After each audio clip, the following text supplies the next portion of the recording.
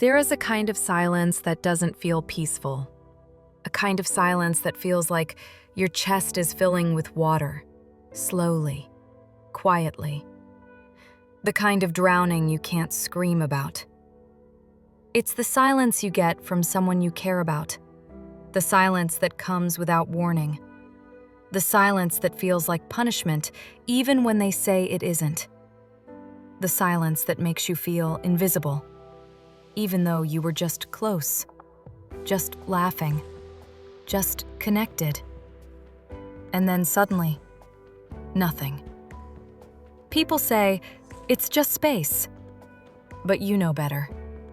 You can feel the difference between space and disappearance, between breathing room and abandonment, between needing time and shutting down. And avoidance, they don't just go silent. They vanish. They slip into themselves, into that private world where no one can reach them, not even you. And that is where the hurt begins. Because when they withdraw, your mind doesn't say, they're overwhelmed.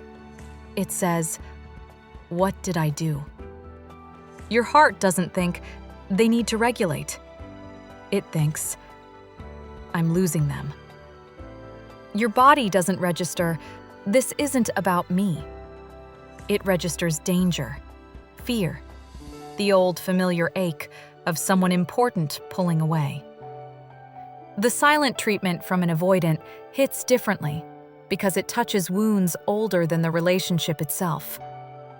It's not just about them. It's about every moment in your life when love felt uncertain, inconsistent, unpredictable. Every moment you learned that affection could be taken away without warning.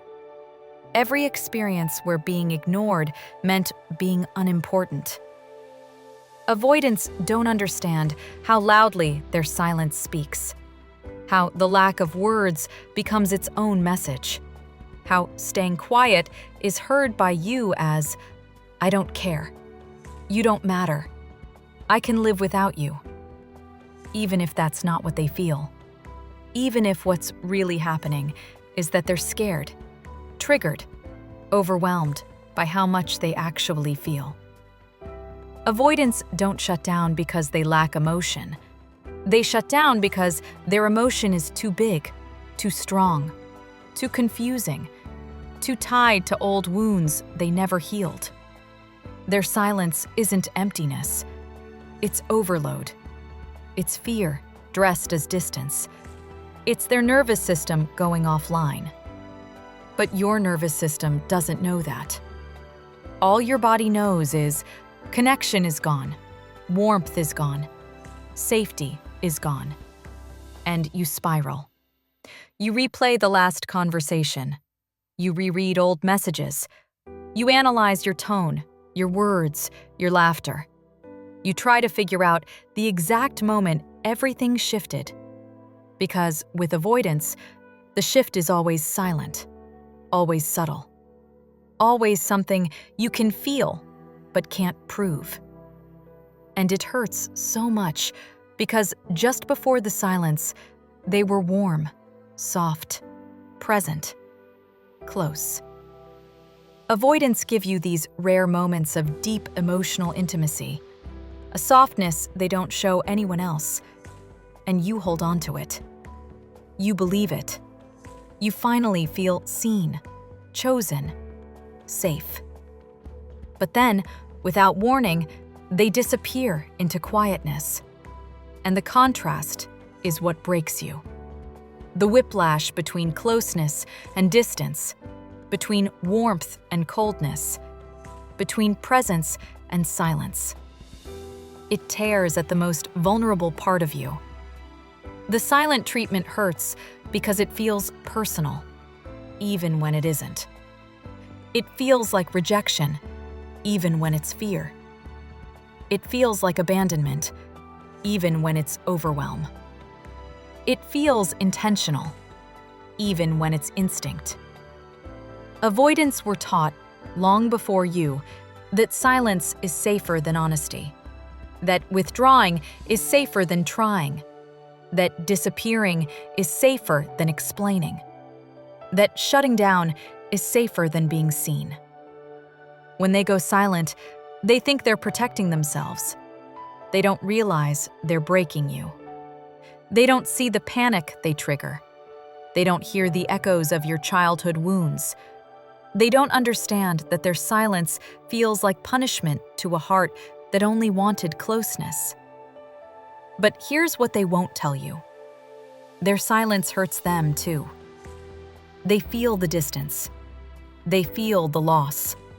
They feel the coldness they create. But they don't know how to bridge the gap. Reaching out feels risky. Explaining feels impossible. Being vulnerable feels life-threatening. So they stay quiet, hoping the storm inside them calms, hoping you don't walk away, hoping they don't lose you because of the same patterns they've never learned how to break. The silent treatment hurts because you love someone who has never learned how to stay, who has never learned how to communicate fear, who has never learned how to be held without flinching, who has never learned that love can feel safe, who has never learned that silence can be replaced with truth. You're not weak for hurting. You're not dramatic for being affected. You're not too much for wanting communication. Your body is reacting exactly how a body reacts when someone it cares about disappears. It's survival. It's heartbreak. It's your nervous system begging for reassurance from someone who doesn't know how to give it. The silent treatment devastates you because your heart speaks connection and theirs speaks withdrawal. Your heart reaches out while theirs retreats inward. Your heart seeks closeness while theirs seeks escape. But here's the quiet truth beneath all of it. Their silence was never about your worth. It was about their fear, their wound, their history, their unhealed past, their panic around real intimacy. You didn't imagine the warmth. You didn't imagine the connection. You didn't imagine the softness. You didn't imagine their feelings. They cared. They just didn't know what to do with it.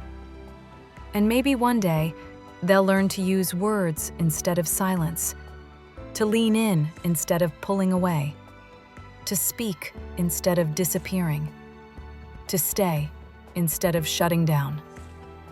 But until then, you deserve a love that doesn't vanish when things get close. If this touched something quiet inside you, you can stay here for a while. There are more stories, more truths, more soft nights like this. Welcome to Attachment Alchemy Lab. You're safe here.